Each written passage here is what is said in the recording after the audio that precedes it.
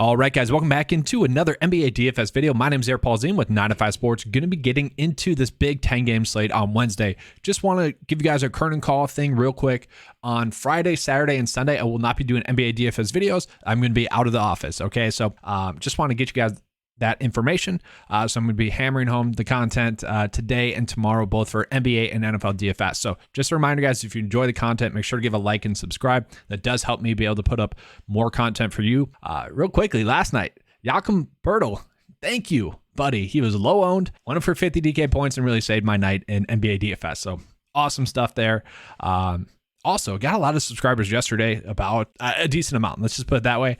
Trying to get to 5,000 subscribers before the new year with the push I've got yesterday. That was huge. Let's keep that up, guys. I appreciate that. All right, let's get into the NBA DFS picks for Wednesday. So real quickly, I'm going to touch on the FanDuel picks that I like a little bit more on FanDuel, just given the price points. Not going to pull up FanDuel today directly because they all are about the same. There's no like egregiously mispriced players. Andrew Nembhard is a player that on FanDuel is a little bit cheaper. He's under 4K. Looking at him, he has been someone that's been getting a lot of minutes. Chris Durante has been out, and that's why. He should be a strong price point play, especially on FanDuel. If Tyrese Halliburton is rolled out, then he just becomes a very stellar value play as well. So someone you can certainly look at on the slate. Cam Reddish on both slates is someone you could definitely be looking at. I think there's a little bit better value out there for DraftKings than there is for FanDuel. So that is why I like him a little bit more as a play on FanDuel than I do on DraftKings. And really with Reddish, it's just like, are the minutes going to be there? Because the last two games they have been. So might just be someone you try to take like an educated guess on. You know, maybe you put him in one build and some other value play in a different build. Obviously, you play him hoping that the minutes are going to be there, because if they are, this is a very, very cheap price point for him. So certainly someone I like, especially more on FanDuel. Another player that I like a little bit better on FanDuel is going to be Kevin Love. With Jared Allen ruled out, Kevin Love is going to be probably a strong play. Now, his per 36 means that he would get like 40 DK points or FanDuel points. He's not going to get 30 minutes, or 36 minutes, but he could get 30 minutes.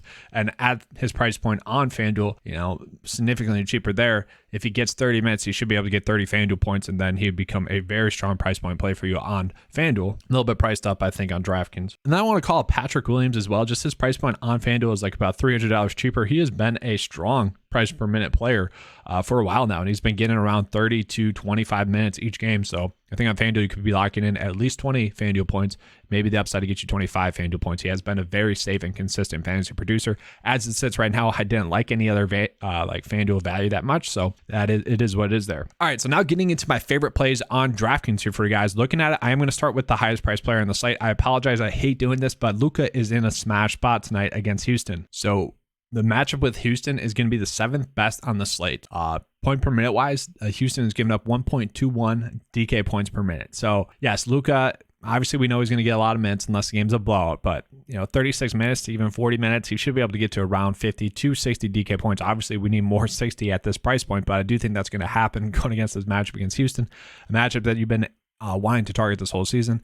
We look at what he's been able to do against some of the easier matchups as well. Like those have been the matchups he's been going off against. So Luka in the smash spot, he's going to be someone I'm trying to afford to pay up for. And on a 10-game slate, that should be easy to do as well. From there, another player that I want to pay up for is going to be Jimmy Butler as well.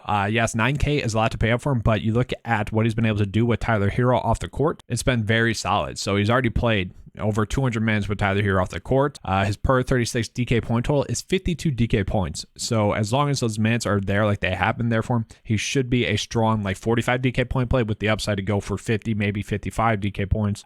Usage rate with Tyler Hero off the court is about 25% as well. So he should be a very strong play for you on this slate. And then looking at price point wise, I think DeAndre Jordan is going to be a very strong price point play on the slate with Nikola Jokic out. You would kind of expect him to get at least 20 minutes in this one with Jokic out. Now that's not guaranteed, but that is kind of my expectation. He has seen the second most minutes thus far this season for the Nuggets with Jokic off the court at 147. His usage is about 15.8, and his DK point total per 36 is 36 DK points. So as long as he does get around 20 minutes or so, I do expect him to get right around 20 DK points. And at this price point, a 3.3, that is something I am willing to take. If he gets more than that, he could easily go off and kind of break this slate as well. So it just kind of depends on how many minutes he's going to get, whether or not he really has a great game. And for that matter, Green as well. Jeff Green, he's someone that has seen the most minutes with Jokic off the court. His per 36 is very low though. And then kind of sticking with that game, I do really like Jamal Murray as a play at 6.5, very cheap price point for a guy that has now become much more consistent. You know, we saw his first few games not really a consistent fantasy producer, and now lately he really has been over 30 DK points in basically all of his games over the past 8 games. Except for one, you know, against the Spurs, 23 minutes, and that one still scored 27 DK points. You know, we'll take that. But with Jokic off the court and with Highland off the court, he does see a big usage rate, about 26%, and his per 36 with those two off the court is around 36 DK points. So I expect him to have a very strong, safe game as well. 6.5, very cheap price point for a guy that could usually go for 40 DK points. I like that a lot. And I don't know why I say Porzingis for last, okay? Like, he is a GPP only core play, if that makes sense. Okay, Porzingis is in a very strong smash spot tonight against OKC. It's been like Charlotte and OKC have been the teams you've been wanting to target for your centers. And I'll touch on Miles Turner in a second here as well. Porzingis, you know, he went for 45 and 55 DK points in his last 2 games. We'd love to see that. Shooting the ball a lot, should get a lot of rebounds in this game. The Thunder have given up 1.24 DK points per minute. So those minutes are there, over 30 minutes. Like, I do think he's going to get to 40, 45 DK points, potentially go for 50 DK points. So he is certainly someone I want to pay up for. If you don't want to pay up for center, if you think Porzingis is a little bit too risky, then you could easily go with Miles Turner, who also gets a great matchup going against Charlotte. Equally as good of a matchup. He is someone that could easily go for, you know, 40 to 50 DK points as well. And right now, let's just plug him in there instead, because I do want to fit DeAndre Jordan in there for now, but those are kind of the top 3 center plays I see on the slate, given price point and, you know, potential to kind of break the slate. So let's try to close out this build. Bruce Brown for now is a decent play as well with Jokic out. He's someone that should be a strong, like 30 DK point play, not someone that's going to break the slate, but also not someone that's going to hurt your builds. Jalen Williams has been a decent value play, and he's looking like could be a decent value play once again against Washington.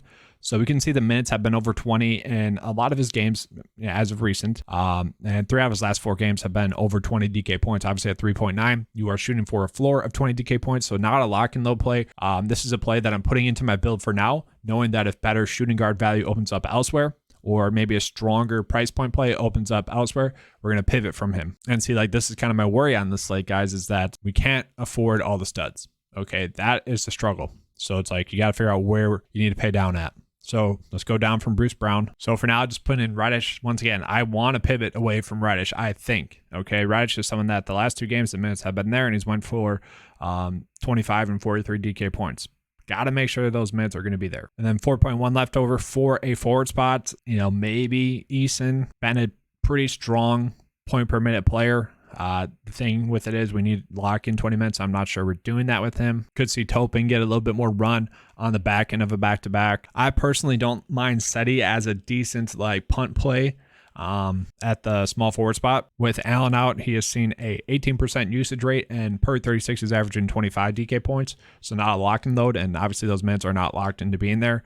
Probably only going to get right around 25 minutes, but if he can get to 20 DK points, obviously that is preferred. So I guess we'll put him in there for now, knowing that we're going to try to make some pivots elsewhere as the day develops. All right, I hope you guys enjoyed this coverage. If you did, you know what to do. Please give me a like and subscribe. That helps me be able to put up more content for you guys.